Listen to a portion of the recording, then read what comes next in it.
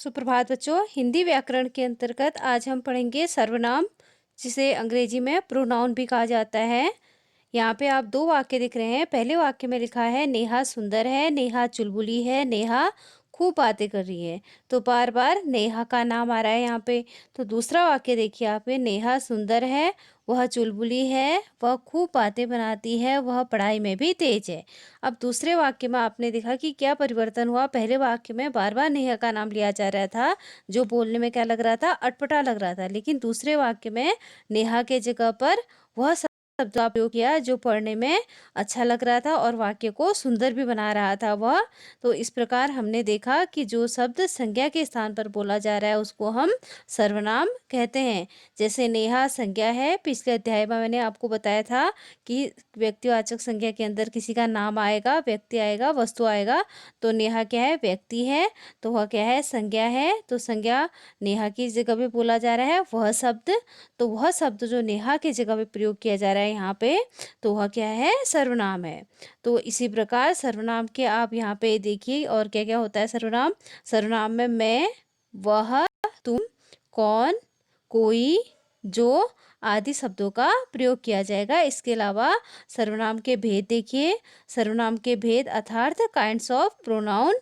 तो सबसे पहले है पुरुषवाचक सर्वनाम, दूसरा निश्चयवाचक सर्वनाम, अनिश्चयवाचक सर्वनाम, संबंधवाचक सर्वनाम, प्रश्नवाचक सर्वनाम और निजवाचक सर्वनाम। इस प्रकार हमने देखा कि सर्वनाम के 6 भेद होते हैं। तो सर्वप्रथम हम पुरुषवाचक सर्वनाम के बारे में पढ़ेंगे। तो पुरुषवाचक सर्वनाम का अर्थ होता है पर्सनल प्रोनाउन। तो पर्सनल प्रोनाउन में आप देखिए, वाक्य देखिए, मैं कहानी पढ़कर बड़ा प्रसन्न हुआ। दूसरा है तुम भी यह कहानी पढ़ना।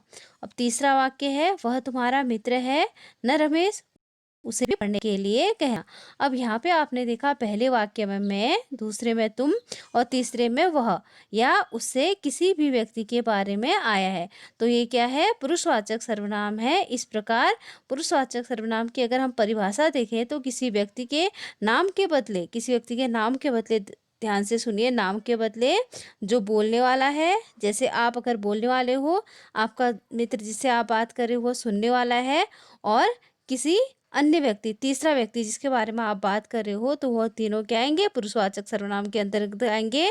आप, आपका दोस्त जिससे आप बात कर रहे हो, और तीसरा जिसके बारे में आप बात कर रहे हो, वह सब पुरुषवाचक सर्वनाम के अंतर्गत आएंगे। इस प्रकार पुरुषवाचक सर्वनाम के 3 भेद हैं। उत्तम पुरुष अर्थात बोलने वाला, इसमें आप भी हो सकते हो, जैसे मैं, मेरा, मुझे, ये शब्द होंगे वहाँ पे। और मध्यम पुरुष जिससे आप बात कर रहे हो, जैसे आपने अपने दोस्त से कहा कि तू, तुमने, तेरा। अन्य पुरुष जिसके बारे में आप बात कर रहे हो, जैसे जिन शब्दों का प्रयोग बोलने वाले, लिखने वाले और सुनने वाले करते हैं तीसरे के बारे में, तो वह अन्य पुरुष के बारे में आ रहा है। जैसे आपने बातचीत में कहते हो कि वह बहुत क्या है, घमंडी है, वह आपने किसी तीसरे व्यक्ति के संबोधित करते हुए कहा। इसी प्रकार उसे, उसका, उसकी, ये सब शब्दों का आप प्रयोग करेंगे। फिर सर्वनाम का दूसरा उदाहरण है निश्चयवाचक सर्वनाम, जिसको डेमोन्स्ट्रेटिव प्रोनाउन भी कहा जाता है। निश्चय का अर्थ है जो चीज़ क्या है आपकी निश्चित है, एक एक्यूरेट जगह पे है, वह क्या है आपका निश्चयवाचक सर्वनाम के अंतर्गत आएगा। जैसे आप उदाहरण देखिए, वह मेरी साइकिल है, तो वह आपकी साइकिल है, तो वह क्या है, एक निश्चित वाक्य है। तो वह साइकिल के लिए आया। यह मेरी पुस्तक है, पुस्तक के लिए आपने यह शब्द का प्रयोग किया। अब यह और वह एक निश्चित वस्तुओं के ओर क्या कर रहे हैं, आपका इशारा कर रहे हैं, अर्थात संकेत कर रहे हैं। तो इस प्रकार जो सर्वनाम शब्द पास या दूर की किसी वस्तु, पास या दूर की वस्तु के स्थान पर निश्चित रूप से प्रयुक्त होता है। जैसे पास, कोई चीज़ आपके पास है या दूर है, लेकिन वह क्या है, निश्चित है, तो उसको हम निश्चयवाचक सर्वनाम के अंतर्गत जानेंगे। फिर है तीसरा अनिश्चयवाचक सर्वनाम। जैसे कोई चीज़, पहले में जाना कि जो चीज़ क्या है आपकी निश्चित है, और जो चीज़ निश्चित नहीं है वह आपका अनिश्चयवाचक सर्वनाम के अंतर्गत आएगा। इसके लिए आप कोई शब्द का प्रयोग कर सकते हो, कुछ शब्द का प्रयोग कर सकते हो। जैसे यहाँ पे उदाहरण दिया गया आपको, मुझे ऐसा लगा जैसे दरवाजे के पास कोई खड़ा है। यहाँ पे आप क्या हो, निश्चित नहीं हो, आपको वहाँ पे अनिश्चय हो रहा है आपके मन में, तो वहाँ पे आपका अनिश्चयवाचक सर्वनाम है। तो आपने वह के स्थान पर कोई शब्द का प्रयोग किया अनिश्चयवाचक सर्वनाम के लिए। फिर इसके बाद अनिश्चयवाचक सर्वनाम की अगर हम परिभाषा देखें तो अनिश्चय संज्ञा शब्दों के बदले आने वाले सर्वनाम अनिश्चयवाचक सर्वनाम कहे जाते हैं। जैसे अनिश्चय संज्ञा शब्दों के बदले अनिश्चयवाचक शब्द आया आपका क्या, कोई। जैसे आपने वह, सीता की जगह पे अगर आप वह कह दोगे या कोई कह दोगे तो आपका अनिश्चयवाचक सर्वनाम के अंतर्गत आएगा। अब इस प्रकार अगला देखिए आप, संबंध वाचक सर्वनाम। संबंधवाचक का अर्थ होता है रिलेशन में, जैसे कोई चीज़ आपके रिलेशन में है या कहीं कोई दो चीज़ों के बीच में संबंध बताया जा रहा है, उनके बीच में रिलेशन बताया जा रहा है, तो आपका संबंधवाचक सर्वनाम के अंतर्गत आएगा। जैसे जो परिश्रम करेगा वह सफल होगा। अब परिश्रम और सफलता के बीच में क्या बताया जा रहा है, संबंध बताया जा रहा है।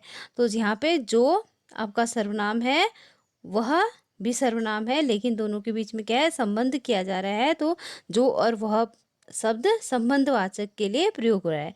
फिर जैसे जिसने बीज बोया उसी को फसल मिली। अब यहाँ पे जिसने किसी व्यक्ति के लिए बोला जा रहा है, उसी को, तो जिसने और उसी के बीच में क्या किया जा रहा है, संबंध स्थापित किया जा रहा है। तो यहाँ पे आपका संबंधवाचक सर्वनाम। अगर हम परिभाषा देखें तो जो सर्वनाम पद वाक्य के किसी दूसरे पद के साथ अर्थात एक शब्द दूसरे शब्द के साथ आपका संबंध बताए, रिलेशन बताए, तो आपका संबंधवाचक सर्वनाम के अंतर्गत आएगा। जैसे आपने वाक्य में देखा, जो परिश्रम करेगा वह सफल होगा। तो और यहाँ पे क्या बताया जा रहा है, दोनों के बीच में, सफलता और परिश्रम के बीच में आपको संबंध बताया जा रहा है। फिर है पांचवा, प्रश्नवाचक सर्वनाम।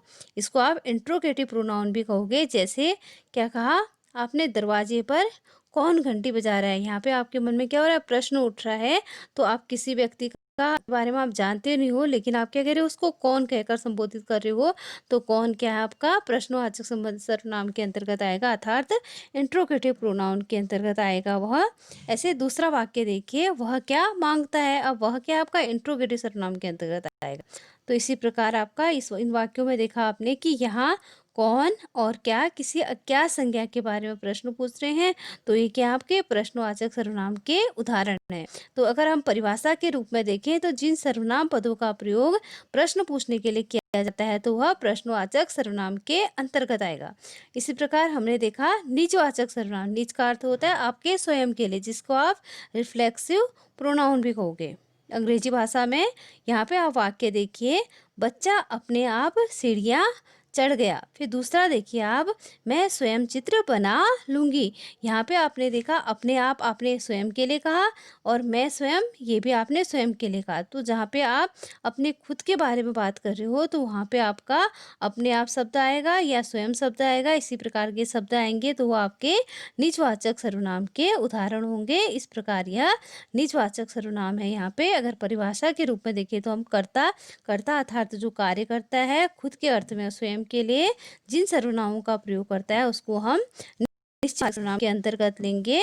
तो आज के लिए इतना ही। धन्यवाद।